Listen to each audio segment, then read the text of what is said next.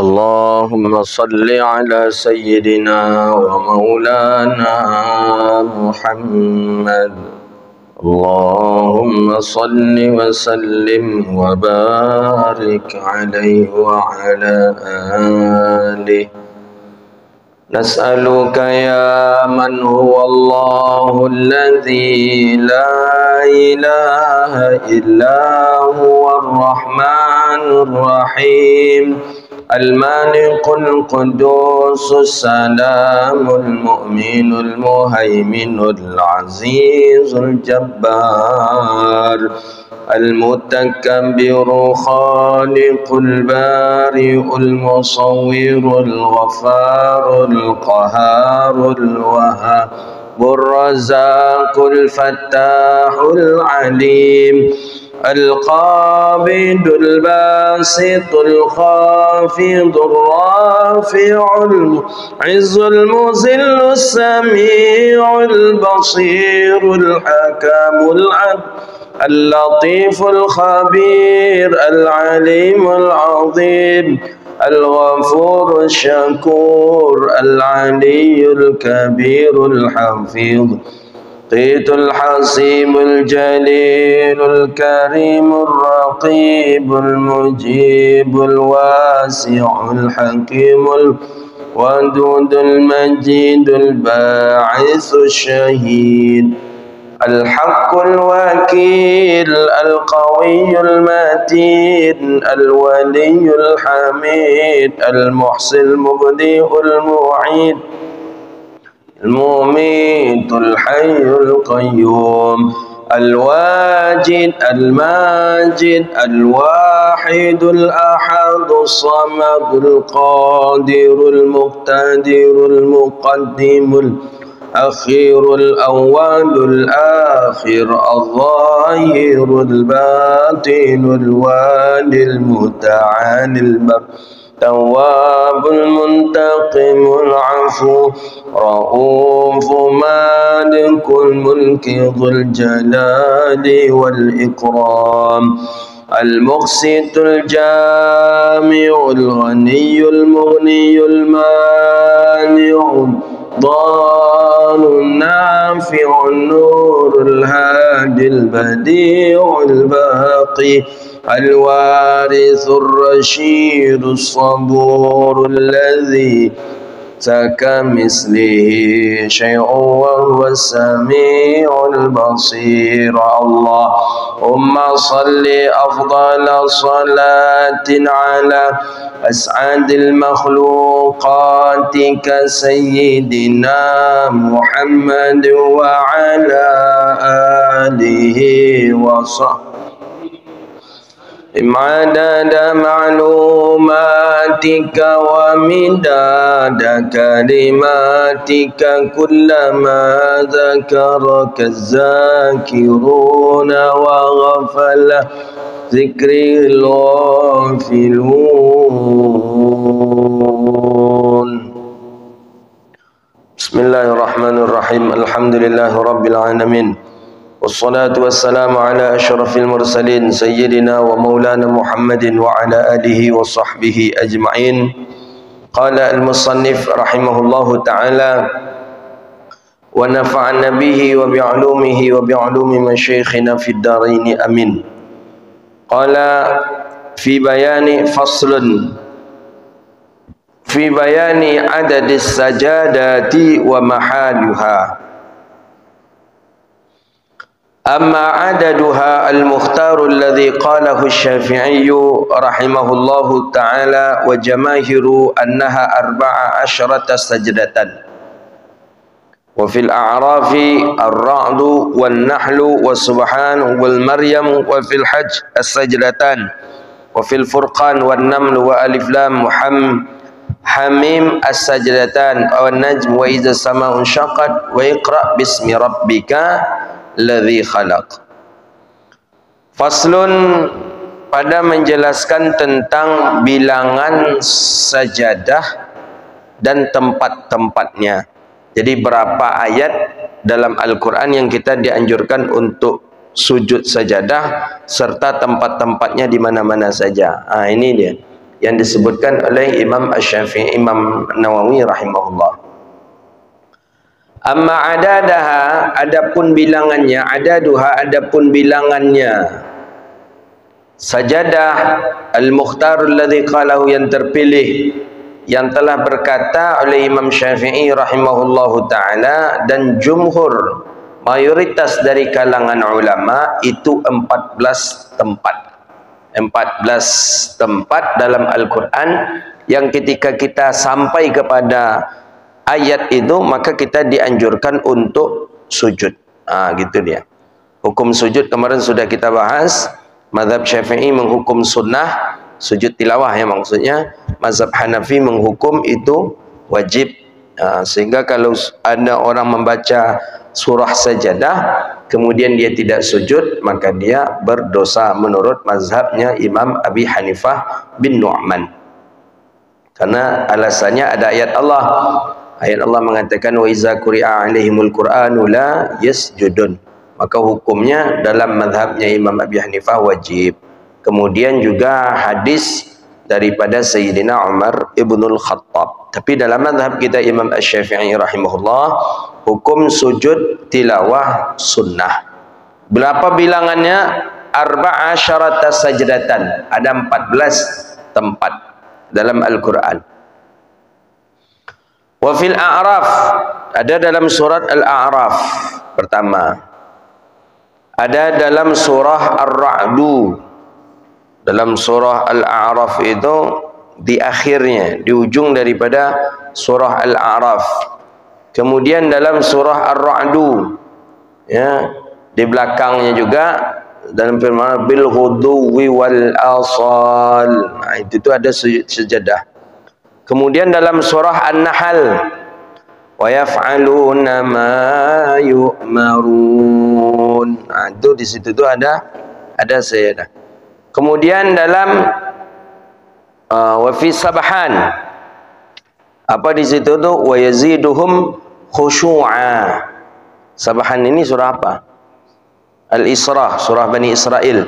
Karena diawali dengan kalimat Subhanalladzi asra bi'abdihi lailam minal masjidil haram. Dalam surah Maryam yang kelima, pada ayat kharru sujjadan wa buqiyya.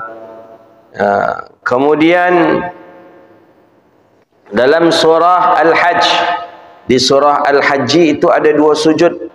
Sujud yang pertama, innallaha yaf'alu ma yasha'. Sujud yang kedua, waf'alul khaira la'allakum tuflihun. Kemudian yang ke-7 dalam surah Al-Furqan, wazadahum nufura. Kemudian dalam surah An-Naml, Rabbul Arsyil Azim. Dalam surah Alif Lam Mim Tanzil, wa hum la yastakbirun. Dalam surah Hamim As-Sajadah, la yas'amun. Dalam surah An-Najmi di akhir. Kemudian dalam surah Idza Sama'un Syaqqat la yasjudun. Di surah Al-Iqra terakhir itu di penghujung.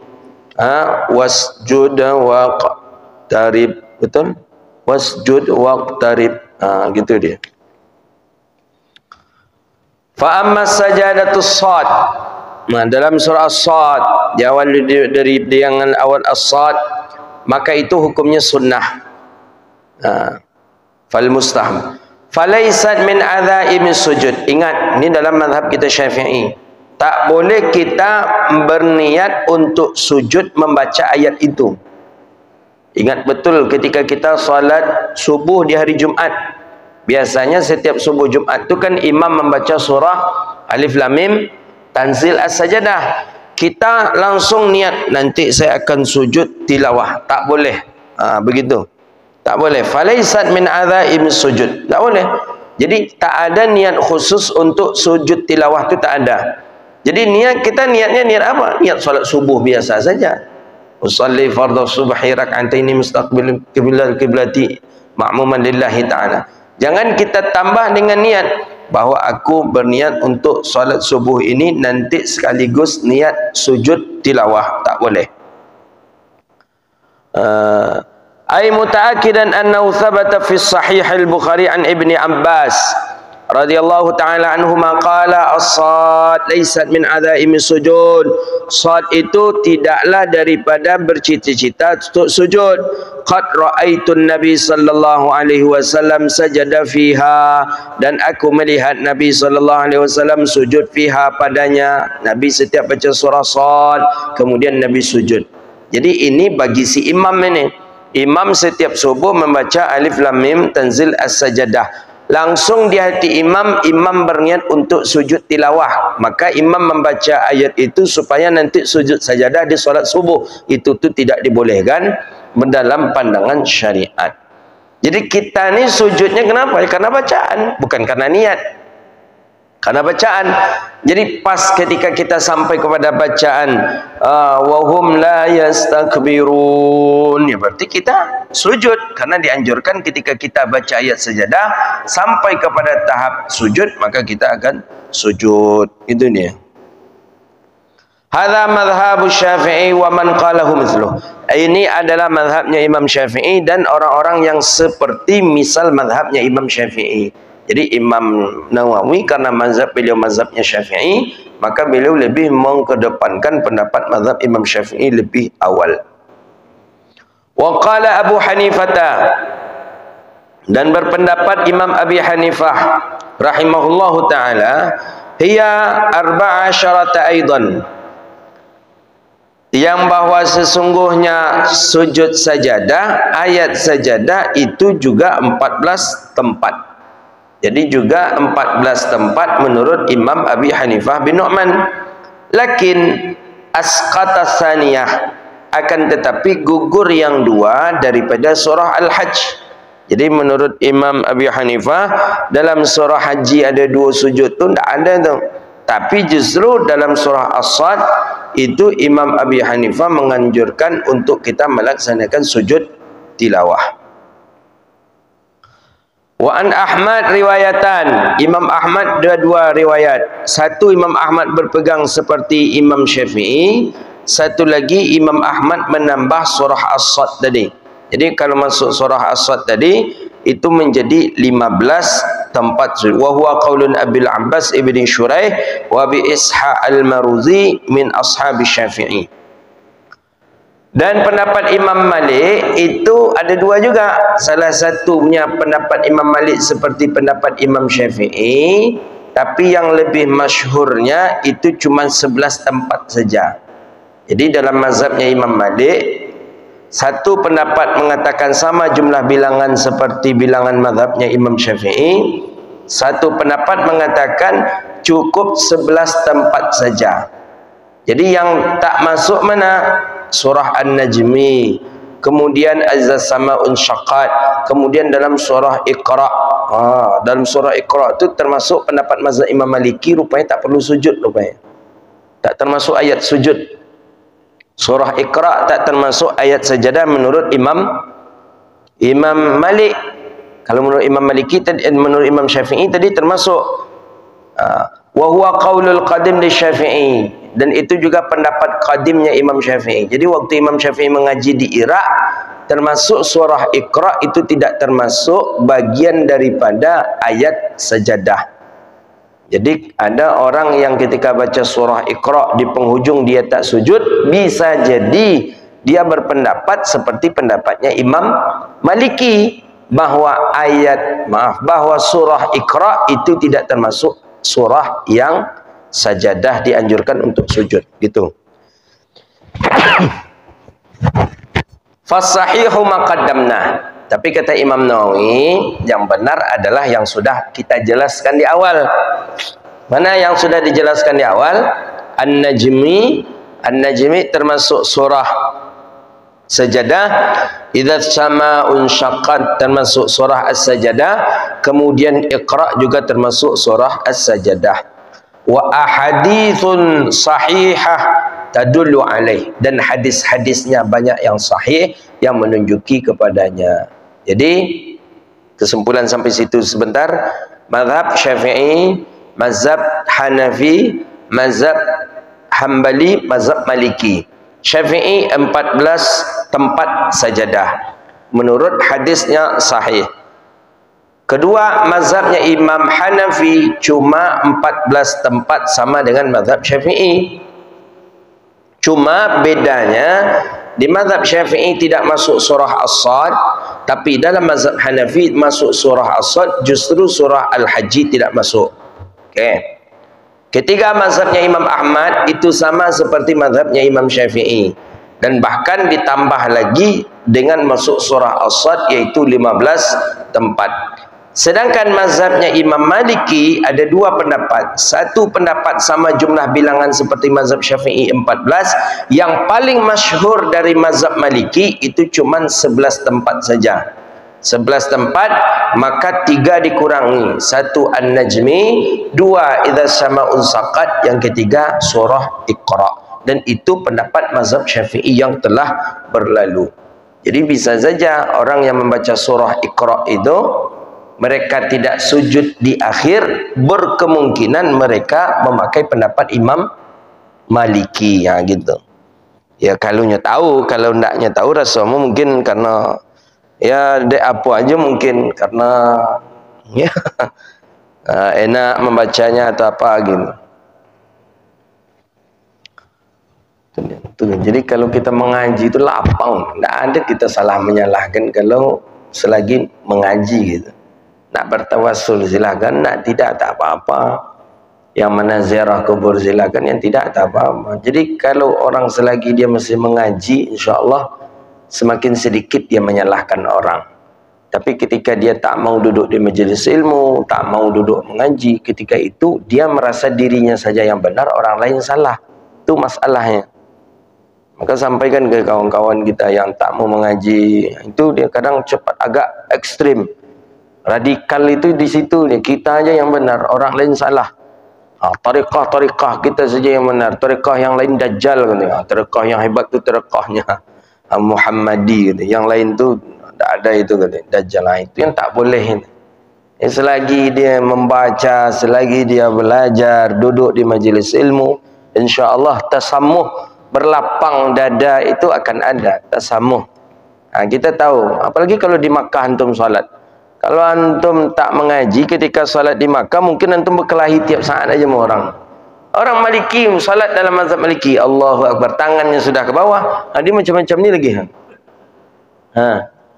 Macam mana kita? Di mazhab kita mana boleh? Di kita mesti tangan dilipat, mata mesti ke sajadah.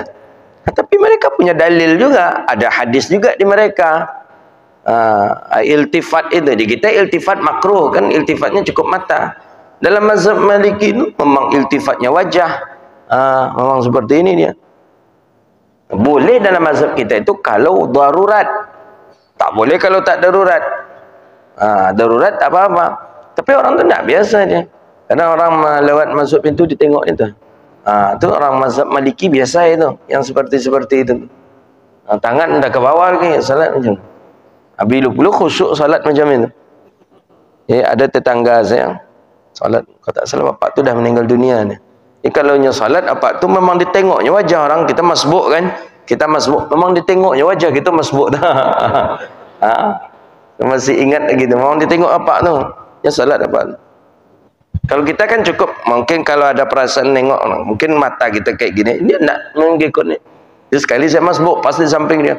Pas dia menengok tu, saya tengok belah, apa kata, salat aja lah kata saya. Balik dia lagi.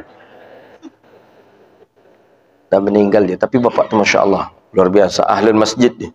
Beliau selalu menunggu waktu salat masuk. Jadi belum waktu salat masuk lagi, beliau sudah duduk di saf pertama. Itu selalu saya perhatikan. Tetangga kami. Jadi selalu sebelum salat masuk, beliau dah di dalam masjid. Tapi itu pula tabiatnya. Pokoknya siapa yang di sampingnya, tengoknya mereka. Entah penyakit, entah apa, nak tahu gitu. Jadi saya kena memang ingin pula mencoba, makanya saya pas dia gitu, semayang aja lah pak, kata saya. Salat dulu. Jadi memang kita bolehnya itu kalau ada darurat saja. Belum lagi kita tengok orang berjalan-jalan, kita salat, dan nampak aja orang melangkah-langkah. Ya kita, ke orang yang berilmu tahu, oh ini Masjidil Haram, orang biasa saja, orang karena sedang tawaf. Gitu. Kalau kita tak ada ilmu, kita stop marah-marah kita ke orang. Orang salat haram lewat apa segala macam. Kalau kita dah ngaji, tahu kita mungkin itulah. Semakin banyak kita mengaji, semakin banyak kita membaca, akan semakin sedikit kita menyalahkan orang. Kalau nak, awak aja yang hebat, awak aja, orang lain ni syirik, orang lain ni kufur, orang lain ni masuk neraka. Kita aja masuk surga kecil, berarti surga tu luas. Luas surga itu. Banyak yang masuk surga dibandingkan dengan jumlah bilangan yang masuk neraka. Kenapa? Karena rahmat Allah tu lebih luas. Rahmat Allah lebih luas, kasih sayang Allah lebih luas. Walaupun orang ahli maksiat dengan bergelimangnya dengan maksiat, kemudian dia datang kepada Allah dengan berwuduk, dengan solat mohon ampun kepada Allah, Allah ampuni dosanya.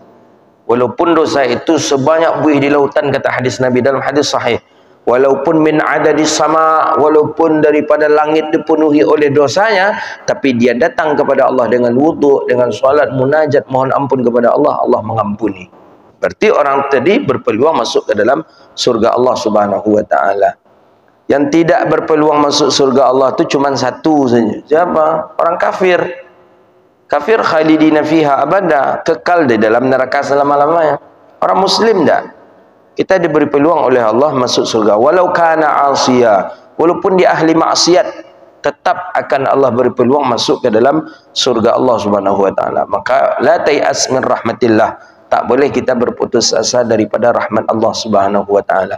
Sebesar apapun maksiat yang pernah kita lakukan, sebesar apapun kesalahan, mohon maaf kepada Allah, datangi Allah untuk taubat kepada Allah, Allah akan memberi ampunannya. Wa amma mahaluha fasadatul a'raf fil akhiriha. Ini tempat-tempatnya tadi. Kemudian dalam surah Ar-Ra'd di belakang bil ghuduwi wal asal, dalam surah An-Nahl begitu juga, yaf'aluna ma yu'marun, dalam surah Al-Isra wa yaziduhum khushu'a, dalam surah Maryam kharru sujjadan wa buqiyya, kemudian dalam surah Al-Hajj innallaha yaf'alu ma yasha, dalam ayat pertama, dalam sujud pertama, sujud kedua yaf'alul khaira la'allakum tuflihun, kemudian dalam surah Al-Furqan wazadahum nufura, dalam surah An-Naml Rabbul Arsyil Azim, dalam surah Alif Lam Mim Tanzil wa hum la yastakbirun, dalam Hamim la yas'amun, adem fi akhiriha, dalam surah Idza Sama'un Syaqqat la yasjudun, Iqra di dalam akhirnya fasjud wa qatarib. Wala khilaf, dan tidak ada perbedaan ya'tad bihi fi syai'in min mawadhi'iha illa allati fi Hamim fa innal ulama ikhtalafu fiha fa dhahaba Syafi'i wa ashab annahu ma dzakarnahu annaha aqibu yas'amun. Jadi tidak ada tempat kebiasaan daripada orang-orang membacanya kecuali cuman pada surah Hamim itu saja dia. Di situ baru ada perbedaan. Ada yang mengatakan setelah membaca yas'amun baru melaksanakan sujud. Gitu. La yas'amun. Ada yang mengatakan mazhab Sa'id ibn al-Musayyab, kemudian Muhammad ibn Sirin, kemudian Abi Wa'il, Syaqiq ibn Salamah, Sufyan al-Thawri, Abu Hanifah, Ahmad wa Ishaq ibn Rahawih. Ada yang mengatakan setelah membaca in kuntum iyyahu ta'budun, itu seperti yang dinukilkan oleh Imam Ibnu Munzir daripada Umar ibnul Khattab dan Hasan Basri, kemudian ashab Abdullah bin Mas'ud, Ibrahim An-Nakhai, Abi Saleh, Tala'at ibn Masrif, Zubair ibn Harith, Malik ibn Anas, dan Lais ibn Sa'ad, dan wajib ba'di ashab Syafi'i haqqul Baghawi fi tahzib. Wa amma qaulul Abi Hasan Ali ibn Sa'id al-'abd min ashabina fi kitabih al-kifayah fi ikhtilafil fuqaha indana anna sajadatun nam, dalam surah An-Naml ia pada kalimat wa ya'lamu ma tukhfuna wa ma tu'linun, di situnya sujud. Ada yang mengatakan tak di situ, tapi sujudnya itu Rabbul Arsyil Azim. Ghairil ma'ruf wala maqbul bal ghalat zahir. Wa hadha kataba ashabuna musarrahatan bi annaha 'inda qawlihi ta'ala Rabbul Arsyil Azim. Terus hukum sujud tilawah. Faslun hukmus sajadatit tilawah wa hukmus salatun nafilah fi ishtiratit taharah anil hadathi wa anin najasah fi istiqbalul qiblah wa satratil aurah. Ini yang pernah kita bahas kemarin. Bukan saja sujud tilawah, sujud apapun ia tetap memenuhi beberapa undang-undang hukum ahkam yang sudah ditetapkan dalam syariat. Walaupun sujud syukur, mesti pertama hendaklah dia bersih daripada hadas. Dalam arti kata dia berwuduk. Maka pemain sepak bola jadi tak bisa dikatakan dia sah sujud syukurnya itu. Tak bisa dia sujud syukur itu. Tak boleh dia melakukan sujud syukur mestinya. Kenapa? Dia melanggar syarat daripada sahnya sujud. Pertama, suci hanil hadathi, daripada hadas. Kalau dia berhadas besar berarti dia wajib mandi. Kalau dia berhadas kecil berarti dia mesti berwuduk. Jadi pemain sepak bola tu kalau kalian menggolkan bola, kalau kalian ingin sujud syukur nanti kalian berwuduk dulu. Itu syarat. Yang kedua, sucinya tempat dan pakaian daripada najis. Tempat suci tak kira-kira? Lapangan bola ada ni, payah kita no. Mohon maaf sajalah, mungkin anjing sudah berlari-lari di situ. Orang mungkin pipis tak sembarangan. Belum lagi pakaiannya, jelas pakaiannya tak pakaian tak suci, sudah kotor, dah kena kita. Kemudian istiqbalul qiblat, mesti menghadap kiblat. Sujud apapun namanya mesti menghadap kiblat. Kira-kira pemain sepak bola tahu tak ke mana arah kiblat? Tak tahu. Pokoknya menggolkan bola tu kiblat tu soal kemudian, makanya tak sah sujudnya. Kemudian yang keempat, satratil aurah, menutup aurat. Pemain sepak bola nutup aurat tak? Tak. Kadang celananya di atas lututnya, jadi tak menutup aurat. Maka kalau begitu tidak boleh mereka melakukan sujud syukur kalau mereka tidak memenuhi kriteria atau syarat daripada sahnya sujud. Itu yang disebut hukum sujud tilawah, hukum salatun nafilah. Sama dengan hukum salat nafilah, salat sunat. Tapi dia memiliki syarat yang tertentu. Di antaranya mesti suci daripada hadas kecil, hadas besar. Suci tempat dan pakaian daripada najis. Menghadap ke arah kiblat, menutup aurat.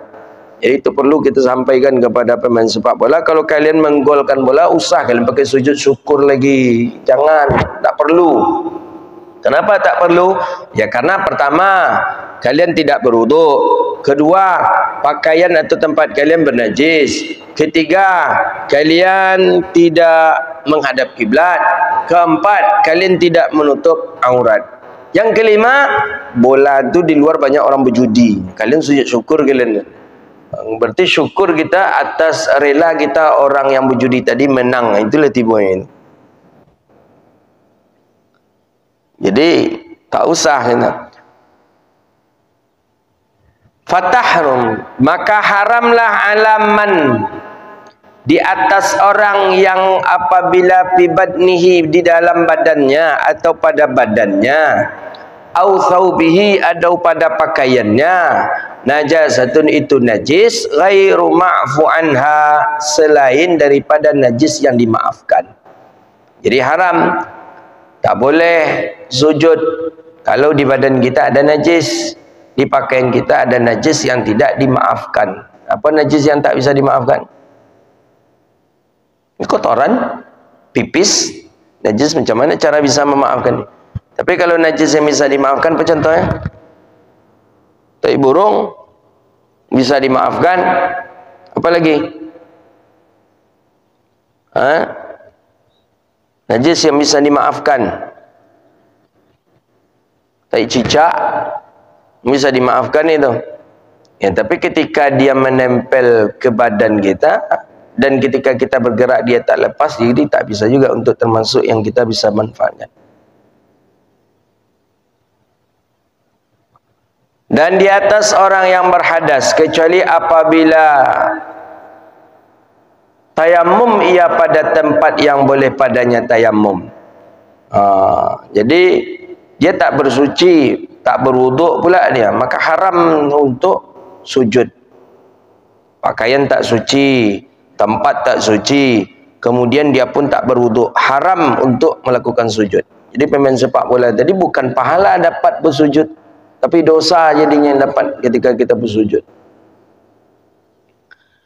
Haram juga bagi orang yang sujud yang tidak menghadap ke arah kiblat, kecuali fis safar, kecuali dia dalam keadaan safar. Jadi baca Quran, baca Quran, wahum la yastakbirun. Kita ni dalam keadaan dalam mobil, dalam motor, dalam mobil. Dah, wahum la yastakbirun, kan dianjurkan kita sujud. Allahu akbar, sujudlah kita. Walaupun tidak mengarah ke arah kiblat, boleh. Tapi bagi orang yang tidak musafir, mesti dia menghadap ke arah kiblat. Ingat, haram.